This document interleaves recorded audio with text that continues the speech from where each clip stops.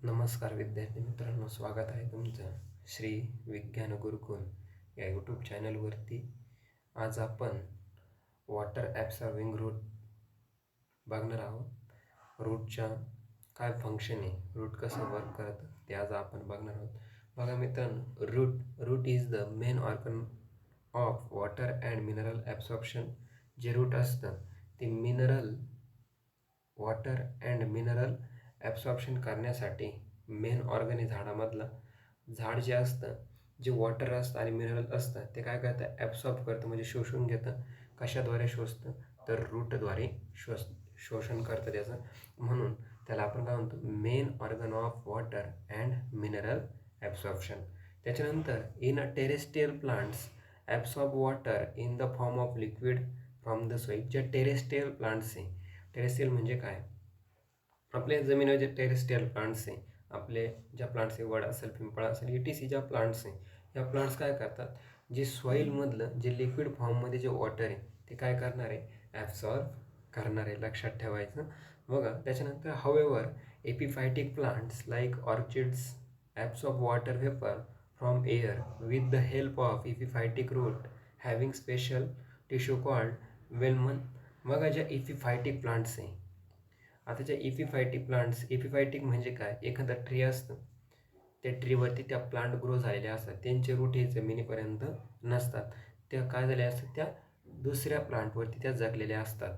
मग हे स्वतःचं पोषण कसं करतात, मग ते काय करणार आहे, तर त्यांच्यामध्ये एक स्पेशल टिश्यू असतो, त्याचं नाव आहे वेलमन टिश्यू. त्याचं काय नाव आहे, वेलमन टिश्यू. हा वेलमन टिश्यू काय करतो, जे वॉटर वेपर्स असतात, एअरमध्ये जे वॉटर वेपर्स असतात, ते वॉटर वेपर्स तो टिश्यू काय करतो, तो टिश्यू ॲब्सॉर्ब करतो. कोणता टिश्यू, वेलमन टिश्यू. कुठं असतो, त्या एपिफायटिक प्लांट्समध्ये तो टिश्यू असतो. मग त्या एपिफायटिक प्लांटमधला जो टिश्यू आहे, तो टिश्यू काय करणार आहे, त्या वातावरणामध्ये जे व्हेपर फॉर्ममध्ये जे वॉटर आहे, ते व्हेपर काय करणार, ते ॲब्सॉर्ब करणार आणि स्वतःमध्ये ते घेणार. एक्झाम्पल कोणते प्लांट्स आहे, त्याचं नाव आहे ऑर्चिड्स असणार आहे. हे ऑर्चिड्स काय करणार आहे, ते वॉटर वेपर एअरमधून काय करणार आहे, ॲब्सॉर्ब करणार आहे. त्याच्यामध्ये कोणता टिश्यू असतो, त्याच्यामध्ये असतो वेलमन नावाचा टिश्यू. कोणता टिश्यू असतो, वेलमन नावाचा टिश्यू असतो. मित्रांनो लक्षात ठेवायचं. बघा त्याच्यानंतर आपण इथं जर रिजन जर बघितलं, इथं आपल्याला दिसतंय region of root. Region of रूटमध्ये आपल्याला दिसतंय इथे मॅच्युरेशन त्याच आपण म्हणतो ॲब्सॉर्प्शन झोन. हा मॅच्युरेशन झोन आहे एवढा. त्याच्यानंतर पुढे त्या मॅच्युरेशन झोनमध्ये आपल्याला, रिजन ऑफ मॅच्युरेशनमध्ये आपल्याला इपिडर्मल सेल बघायला मिळतात. त्याच्यामध्ये आपल्याला इपिडर्मल सेल असतात, एपिब्लेमा सेल असतील, from unicellular hair extension called root hairs. इथं रूट हेअर्स पण आपल्याला बघायला मिळतील. त्याच्यानंतर रिजन ऑफ इलॉंगेशन आपल्याला बघायला मिळतं. त्याच्यानंतर आपल्याला इथे रूट कॅप पण बघायला मिळते. लक्षात ठेवायची काय असणार, आपली रूट कॅप इथे असणार आहे. त्याच्यानंतर आपण पुढे जाऊया. बघा जो ॲब्सॉर्प्शन झोन जो आपण बघितला होता, हा जो ॲब्सॉर्प्शन जो झोन असणार आहे, बघा हा जो ॲब्सॉर्प्शन जो झोन असणार आहे, त्या ॲब्सॉर्प्शन झोनचं काय काम आहे ते आपण बघूया. इट इज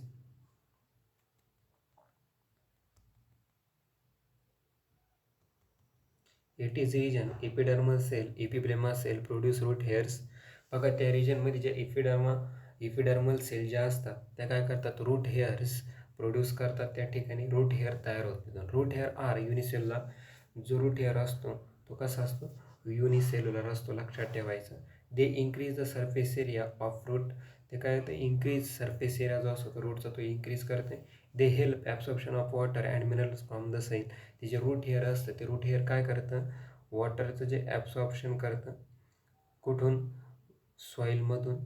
कशाचं, वॉटर आणि मिनरल्स. ते रूट हेअर काय करतं, ॲब्सॉर्ब करत असतं. लक्षात ठेवायचं. इथं आपल्याला वरती डायग्राम दिली आहे, ती डायग्राम आपण बघितलीच आहे रूट हेअरची.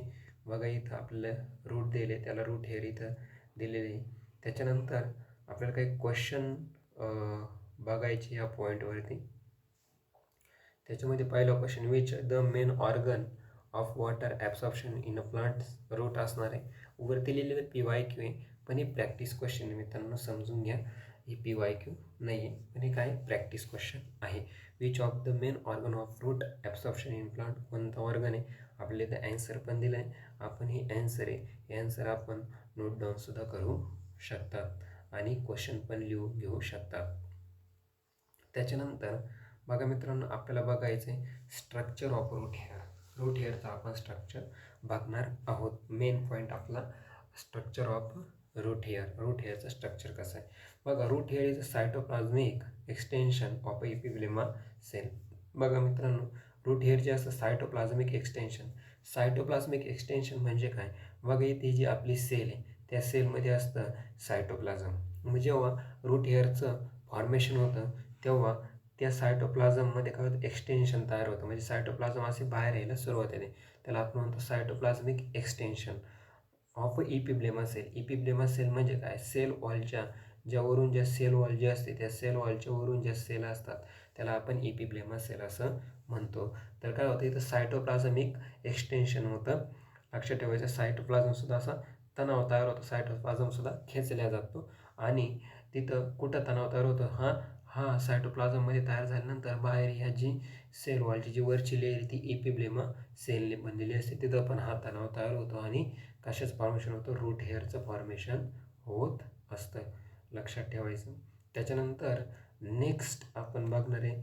नेक्स्ट त्याच्यामध्ये काय म्हटलं आहे, each root hair may be approximately 1 to 10 micrometer long and tube like structure. जे रूट हेअर जे असतं ते ॲप्रॉक्सिमेटली 1 to 10 मायक्रोमीटर लॉंग असतं. रूट हेअरची जी लांबी असते, ही जी रूट आहे बघा, ह्या रूटला ही जी रूट हेअर आहे ती जी लांबी किती असणार आहे, 1 to 10 मायक्रोमीटर लॉंग असणार आहे. आणि ट्यूब लाईक स्ट्रक्चर कसं असतं त्याचं, ट्यूब लाईक स्ट्रक्चर आपल्याला दिसतं. आपण जर बारीक ऑब्झर्वेशन जर केलं तर आपल्याला असं स्ट्रक्चर आपल्याला दिसतं, त्याला आपण काय म्हणतो, ट्यूब लाईक स्ट्रक्चर त्याचं दिसतं. त्याच्यानंतर बघा, हे जे it is a colourless unbranched short lived and very delicate. It is a colourless. Root हे काय असतं, कलरलेस असतं. रूटला कलर हा नसतो, ते कलरलेस असतं. अनब्रँच्ड, त्याला ब्रँच ह्या नसतात.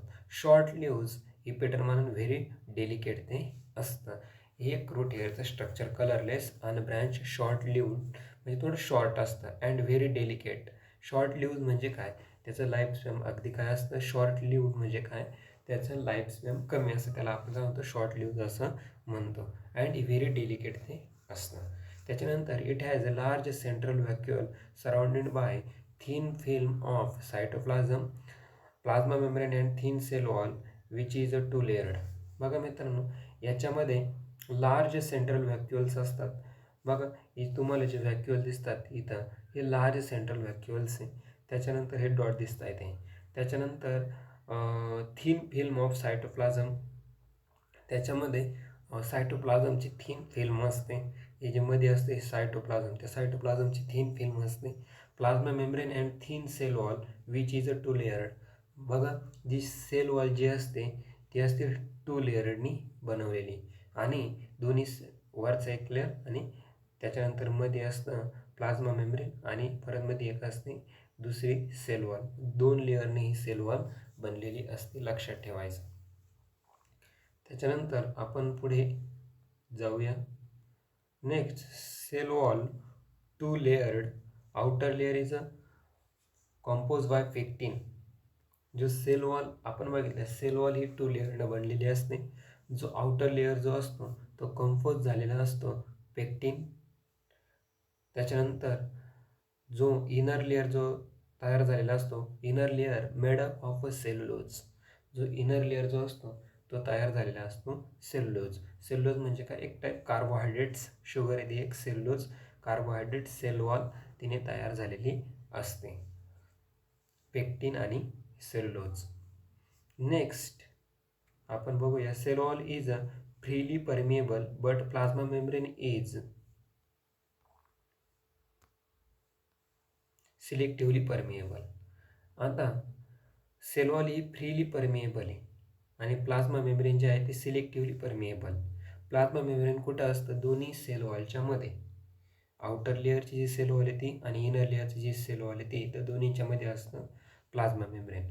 तर सेल वॉल ही काय असते? फ्रीली परमिएबल असते. फ्रीली परमिएबल म्हणजे काय? जेवढे वॉटरमध्ये मॉलिक्यूल असणारे मिनरल्स असतील, जे आयन्स असतील, ते सर्वांना ती मध्ये घेणार आहे ती सेल वॉल, म्हणजे फ्रीली परमिएबल, सर्वांना ती मध्ये एंट्री देते. बट प्लाझ्मा मेम्ब्रेनमध्ये आल्यानंतर हे प्लाझ्मा मेम्ब्रेन काय करतं? मध्ये फक्त वॉटर ट्रान्सफर करणार आहे सिलेक्टिव्हली, म्हणजे जी सिलेक्टिव्ह सबस्टन्स आहे, जी इम्पॉर्टंट सबस्टन्स आहे, त्यांनाच काय करणार आहे? आतमध्ये एंट्री देणार आहे. त्याला आपण काय म्हणतो? सिलेक्टिव्हली परमिएबल म्हणतो. लक्षात ठेवायचं हा टॉपिक. फ्रीली परमिएबल म्हणजे काय आणि सिलेक्टिव्हली परमिएबल म्हणजे काय. त्याच्यानंतर आपल्याला काही क्वेश्चन दिले, हे प्रॅक्टिस क्वेश्चन, नॉट PYQ. म्हटलं आहे PYQ year previous year question, पण हे प्रॅक्टिस क्वेश्चन आहे. प्रॅक्टिस क्वेश्चन लक्षात ठेवा, PYQ नाही. ते मित्रांनो हे प्रॅक्टिस क्वेश्चन आहे. What is a root hair? Root hair म्हणजे काय?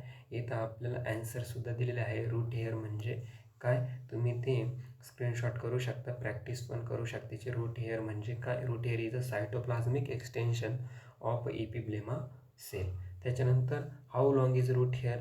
किती लॉंग असतो? 1 to 10 मायक्रोमीटर लॉंग. त्याच्या name of the layers of a cell wall of root hair. एक आउटर लेअर असतो कंपोज फेक्टिन.